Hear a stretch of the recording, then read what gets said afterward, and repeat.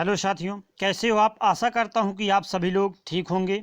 मैं लव सिंह आपके अपने यूट्यूब चैनल टारगेट जॉब में हार्दिक स्वागत करता हूं। आप सभी साथियों को नमस्कार, आदाब और सत श्री अकाल। राधे राधे, राम राम, जय माता दी। सभी लोग एक बार वीडियो शेयर कर दीजिए। जितने भी नए लोग वीडियो देख रहे हैं, वीडियो को लाइक और चैनल को सब्सक्राइब करना ना भूलें। आज का हमारा टॉपिक है हिंदी व्याकरण में वाक्य। वाक्य हमने डिस्कस कर दिया था कि वाक्य के दो प्रमुख घटक होते हैं, उद्देश्य और विधेय। वाक्य के दो भेद होते हैं, रचना या स्वरूप के आधार पर, अर्थ के आधार पर। तो आज हम लोग देखेंगे अर्थ के आधार पर वाक्य के भेद। अर्थ के आधार पर वाक्य के 8 भेद होते हैं। तो अर्थ के आधार पर कितने होते हैं? 8 भेद होते हैं। कौन कौन से होते हैं? विधानवाचक, इसमें किसी कार्य का करना या होना पाया जाता है। जो विधानवाचक होता है उसमें क्या होता है? इसमें किसी कार्य का करना या होना पाया जाता है।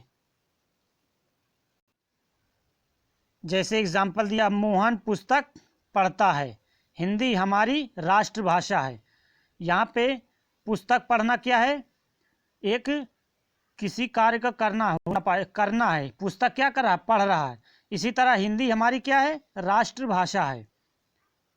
अगला दिया है निषेधवाचक। निषेधवाचक क्या होते हैं? इसमें नकारात्मक वाक्यों का प्रयोग होता है। निषेधवाचक में क्या है का प्रयोग होता है? नकारात्मक वाक्यों का। अर्थात जिन वाक्यों से किसी बात या क्रिया के न होने का बोध होता हो उन्हें क्या कहते हैं? निषेधवाचक कहते हैं।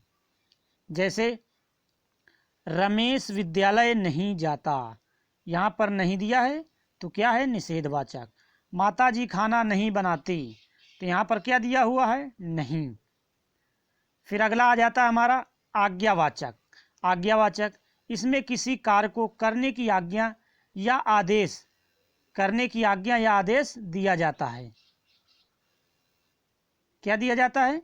आदेश दिया जाता है। जैसे राशन की दुकान से 2 किलो चीनी लाओ, तुम अपना पाठ याद करो।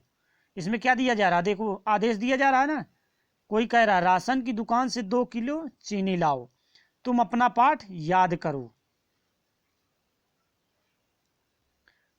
अर्थात इसमें कई और एक परिभाषा, जैसे जिन वाक्यों से किसी तरह आज्ञा, उपदेश आदि का बोध हो तो उन्हें क्या कहेंगे? आज्ञावाचक कहेंगे। अगला देख लेते हैं। अगला दिया, जैसे इसमें प्रश्नवाचक वाक्यों का प्रयोग होता है तथा अंत में प्रश्नवाचक चिन्ह लगाया जाता है। अर्थात जिन वाक्यों से किसी प्रकार के प्रश्न किए जाने का बोध होता है उन्हें क्या कहते हैं? प्रश्नवाचक कहते हैं। जैसे एग्जाम्पल दिया है, मोहन कहाँ जा रहा है, बाहर कौन खड़ा है। तो यहाँ पर प्रश्नवाचक वाक्य कौन है? कहाँ और कौन। इसी तरह आ जाता हमारा विस्मयादिवाचक। इसमें आश्चर्य, हर्ष, शोक, घृणा आदि भावों को व्यक्त किया जाता है। अर्थात जिन वाक्यों से आश्चर्य, दुख, सुख, घृणा, क्रोध, शोक आदि भावों का बोध होता है वहाँ क्या होता है? विस्मयादिवाचक होता है। जैसे एग्जाम्पल दिया है, शाबाश बेटा, मुझे तुमसे यही उम्मीद थी। आश्चर्य है, ये देखो चिन्ह लगा हुआ। छी छी, आप इतना गंदा पानी पीते हैं। यहाँ भी देख लीजिए, ये आश्चर्यवाचक। फिर उसके बाद अगला आ जाता हमारा इच्छावाचक। इच्छावाचक, इसमें किसी कार्य के पूरा होने की इच्छा व्यक्त की जाती है। क्या चीज? इसमें किसी कार्य के पूरा होने की इच्छा व्यक्त की जाती। अर्थात जिन वाक्यों में किसी प्रकार की इच्छा अथवा शुभ कामना का बोध होता उन्हें क्या कहते हैं? इच्छा वाक्य। जैसे दिया है इसमें, आपका दिन मंगलमय हो। क्या हो? आपका दिन मंगलमय हो। फिर उसके बाद भगवान करे आपका RAS में चयन हो जाए। यहाँ पर क्या है? इच्छा की जा रही है और आगे शुभकामना दी जा रही है। अगला आ जाता हमारा संदेहवाचक। इसमें किसी कार्य के होने पर संदेह व्यक्त किया जाता है। अर्थात जिन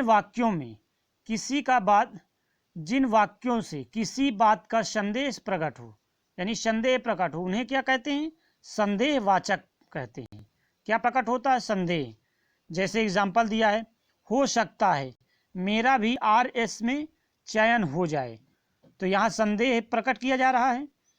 जैसे अगला वाक्य दिया है, हो सकता है इस बार IPL का खिताब राजस्थान रॉयल जीत जाए, तो यहाँ पर संदेह प्रकट हो रहा है। फिर अगला दिया है हमारा हेतुवाचक। अगला क्या दिया है? संकेतवाचक वाक्य। संकेतवाचक क्या होते हैं? इसमें किसी कार्य के होने का कारण व्यक्त किया जाता है। जो ये कार्य होते हैं इनमें क्या किया जाता है? होने का कारण व्यक्त किया जाता है। अर्थात जिन वाक्यों में एक वाक्य दूसरे वाक्य की संभावना पर निर्भर होता, उन्हें संकेतवाचक वाक्य कहते हैं। जैसे यदि छात्र पढ़ेंगे तो RS में भी चयन हो जाएंगे। फिर अगला दिया, यदि बरसात अच्छी होगी तो फसल भी अच्छी होगी।